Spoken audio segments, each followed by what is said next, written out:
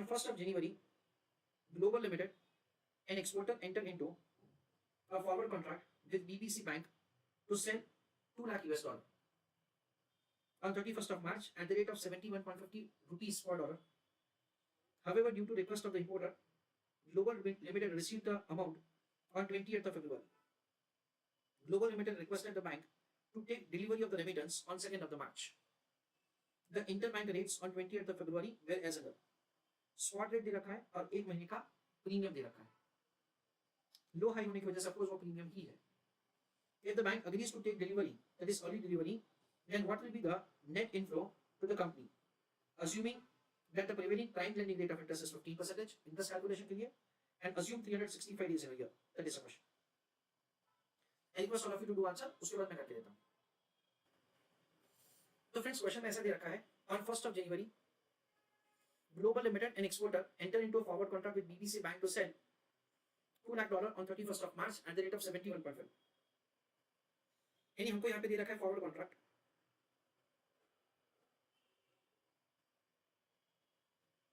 which is entered upon as sale dollar and purchase rupees.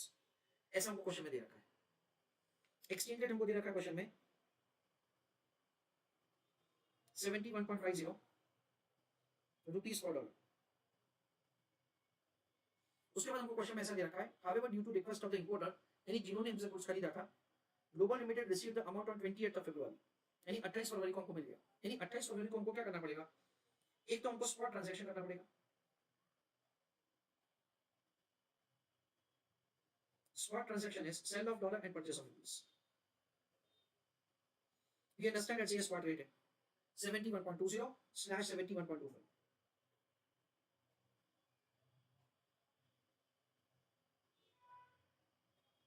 Rupees per dollar. So the conversion of the dollar into rupees, उसमें क्या होगा, हमको कम amount of rupees मिलेगा. दूसरा हमको क्या करना पड़ेगा, 1 महीने का फॉरवर्ड कॉन्ट्रैक्ट करना पड़ेगा to cancel the original forward contract. So 1 month forward contract, it is opposite of this, that is sell of rupees and purchase of dollar. हमको दे रखा है डेट से 1 महीने का प्रीमियम है 5.10, यानी उसको क्या किया जाएगा, स्पॉट में ऐड किया जाएगा 71.25/71.35 रुपीस पर डॉलर. सेल रुपीस में क्या होगा फ्रेंड्स, ज्यादा रुपीस हमको यूज करना पड़ेगा, यानी इसके लिए क्या होगा 71.35. That is the exchange rate which is supposed to be used for the purpose of transaction. उसके बाद कैलकुलेशन ऑफ स्वैप गेन और स्वैप लॉस, उसका गिनती किया जाएगा. उसका कैलकुलेशन हम लोग सेपरेटली कुछ इस हिसाब से करेंगे. एक तो क्या होगा friends, purely due to cancellation जो प्रॉफिट या लॉस हो रहा है उसका कैलकुलेशन किया जाएगा, यानी 31st of March के डेट के टर्म में. हमको क्या समझने का है, सेल रुपीस यानी कि पेमेंट. पेमेंट कितने का किया, 71.35 का. उसके समय हमको रिसीव क्या होगा friends, as per original transaction हमको रिसीव होगा 71.50.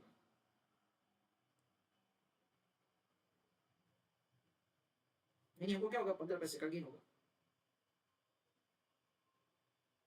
So that is a gain और लॉस ऑफ 15 पैसे. उसको क्या किया जाएगा, कंसिडरेशन के साथ मल्टीप्लाई किया जाएगा. So total that comes to rupees 30,000. यानी उसमें क्या होगा, 15 पैसे का गेन पर डॉलर इंटू 2 लाख डॉलर, ऐसा करके 30,000 रुपीस का गेन होगा. 28 फरवरी के टर्म में हम लोग कुछ ऐसा लिखेंगे, अमाउंट रिसीव्ड. फ्रेंड्स हमको स्पॉट रेट क्या मिलेगा, 71.20. लेस क्या करेंगे, amount could have received.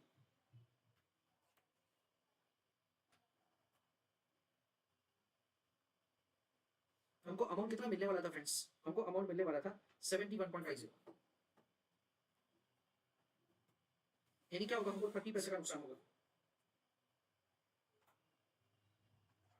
Into क्या करेंगे, 2 लाख. यानी हमको लॉस कितना हुआ फ्रेंड्स, 60,000 का. यहाँ पे 60,000 का लॉस है डियर स्टूडेंट्स, और यहाँ पे 30,000 का गेन है. उसका नेट किया जाएगा, and that is what we understand is the overall there is a loss of 30,000.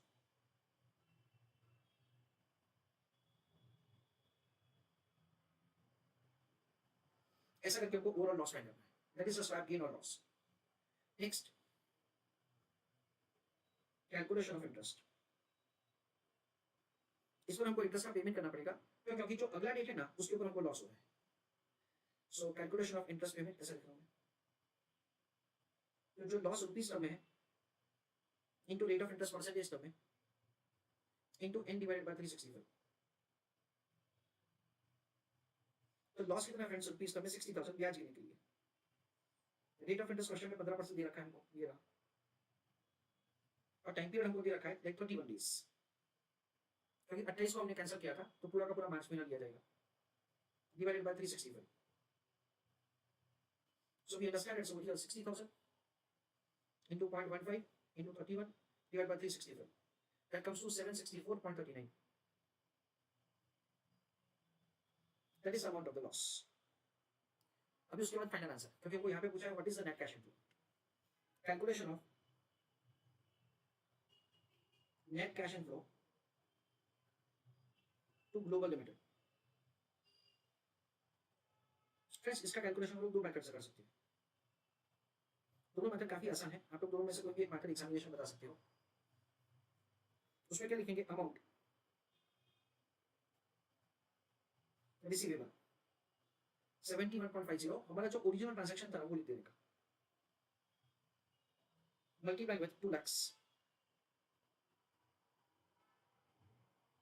So we understand it's over here 71.5 into 2 lakhs, that is 143 lakhs। Less क्या करेंगे, स्वैप लॉस कितना होगा 30,000। लेस क्या करेंगे, इंटरेस्ट 764 का। That is the way we are required to make the calculation of the net answer। हमारा net cash inflow क्या होगा, सो हमारा नेट कैश इनफ्लो होगा 143 lakhs माइनस 30,000 माइनस 764। सो हमको नेट मिलेगा 142.69236 lakhs, इतना अमाउंट हमको नेट मिलेगा। That is the way you can do answer. और अदरवाइज आप लोग कुछ ऐसा भी सब कर सकते हो कि देखो 28 फरवरी को जब हमने $2 लाख बेचा तो हमको क्या मिला 71.20। सो अमाउंट रिसीव्ड 71.20 का रेट है इनटू 2 lakhs, तुमको क्या मिलेगा 142.4 lakhs। अच्छा, उसके अलावा यहाँ पे क्या होगा, हमको गेन होगा 30,000 रुपए का। So amount received is 142.4 lakhs plus there is a gain of 30,000। Interest as it is आएगा, दैट इज 764 का पेमेंट। तो क्या लिखेंगे friends, 30,000 minus 764 divided by 1 lakh, तो ये लाख्स में फिगर हो गया, plus 142.4 lakhs। So the answer is 142.69236 lakhs।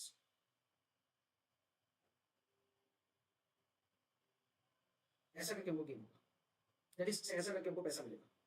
तो हम लोग दोनों में से कोई भी एक मेथड से आंसर बता सकते हैं। Please right answer. पूरा समरी हम लोग लेते हैं पूरे आंसर का। 1 जनवरी को 31 मार्च के लिए फॉरवर्ड कॉन्ट्रैक्ट किया for conversion of the dollar into rupees. 28 फरवरी को we are required to do 2 transactions. One is that हमको अर्ली डिलीवरी मिल गया डॉलर का, यानी कि हमको पेमेंट मिल चुका है, इसलिए हम लोगों ने स्पॉट में उसको कन्वर्ट कर दिया रुपीस टर्म में। और जो हमारा ओरिजिनल फॉरवर्ड कॉन्ट्रैक्ट था उसको कैंसिल करना पड़ेगा। ओरिजिनल कॉन्ट्रैक्ट था conversion of the dollar into rupees, now we convert the rupees into dollar. So we understand that these are the basic transactions. Swap gain या लॉस का calculation में जैसे logically आपको करवाता हूं। 28 फरवरी को तो हमने ट्रांजैक्शन को स्क्वायर ऑफ ही किया है, सॉरी 28 फरवरी को हमको कंसीडरेशन जल्दी मिल गया, और 31 मार्च को तो स्क्वायर ऑफ ही किया है। तो 31 मार्च के टर्म में क्या होगा, we will be having a gain of 30,000, क्योंकि उसमें रिसीव जो है वो पेमेंट से ज्यादा है। 28 फरवरी में वी अंडरस्टैंड इट से what we could have received is 71.5 and what we received is 71.2। तो उसमें 30 पैसे का नुकसान हुआ, इस वजह से 60,000 वहां पे लॉस हुआ। 60 नेगेटिव है, 30 पॉजिटिव है, ओवरऑल 30,000 का लॉस हुआ। उसके बाद इंटरेस्ट का पेमेंट कैलकुलेट किया, loss into rate of interest into n divided by 365, that comes to 764.39। उसके बाद नेट कैश इनफ्लो हुआ ग्लोबल लिमिटेड को, उसका कैलकुलेशन दो तरीके से कर सकते हैं। ओरिजिनल जो रेट था उसके मुताबिक 143 lakh minus swap loss minus interest, और जो नया है सो उसके हिसाब से दैट इज दूसरा मेथड है जिसमें that may sound logical to you, that से 28 फरवरी को हमको कौन से रेट से कन्वर्जन मिला वो रेट को, प्लस दैट इज जो कैंसिलेशन उसकी वजह से क्या गेन या लॉस हुआ आपको लिखो और फिर इंटरेस्ट का payment. Friends, over here we understand again that listen carefully. Let's say basically at this point of time on 20th of February we should have received the payment at the rate of 71.2. पर bank ने क्या किया होगा, मेरे को अभी original rate के मुताबिक पेमेंट कर दिया होगा. सो जब at this point of time bank अपना अकाउंट सेटल करता है ना, तो क्या बोलता है बैंक, ऐसे भाई हमने जो आपको ज्यादा दिया था ना वो आप हमको वापस करो. यानी बैंक ने हमको क्या ये अमाउंट दे दिया. उसके बाद 31 ऑफ मार्च को टेबल पे जब हम लोग बैठे तो टेबल में उन्होंने क्या बोला कि हमने 60,000 आपको ज्यादा दिया था, वो आप हमको वापस करो. तो ये उनको वापस किया. उन्होंने ऐसा बोला कि आपने कैंसिलेशन जो किया था उसमें आपको गेन हुआ, यानी नेट हम आपको 30,000 आपसे देंगे. तो ये 30,000 दिया. और उन्होंने ये बोला कि जो हमने आपको ज्यादा पैसे दिए थे ना उसकी वजह से हम लोग इंटरेस्ट का कैलकुलेशन करते हैं.